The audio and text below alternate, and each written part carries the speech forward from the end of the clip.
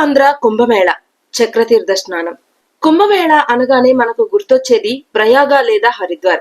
కానీ మన తెలుగు గడ్డ మీద, అందులోనూ మన ఉత్తరాంధ్రలో జరిగే కుంభమేళా గురించి మీకు తెలుసా?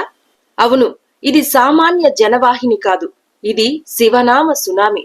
శ్రీకాకుళం జిల్లా శ్రీముఖలింగంలో జరిగే చక్రతీర్థ స్నాన మహోత్సవం. మహాశివరాత్రి జాగారం తర్వాతి 3వ రోజు ఆకాశం నుంచి గంగ దిగివచ్చిందా అన్నట్టు లక్షలాది మంది భక్తులు వంశధార ఒడిలో పరవశించిపోతారు. దీని వెనుక ఒక అద్భుతమైన ఆచారం ఉంది. సాక్షాత్తు ఆ శ్రీముఖ లింగేశ్వరుడు, సోమేశ్వరుడు, భీమేశ్వరుడు గుడి దాటి గడప దాటి తమ భక్తుల కోసం నదిలోకి దిగివస్తారు. దేవుడే నదిలో మునిగి మనకు స్నానం ఆచరింపజేసే అరుదైన ఘట్టమిది. దీనినే అవభృత స్నానం అంటారు. ఒడిశా కొండల నుంచి ఎన్నో అటవీ ప్రాంతాల మీదుగా ప్రవహించే వంశధార ఎన్నో ఔషధ గుణాలను, వనమూలికల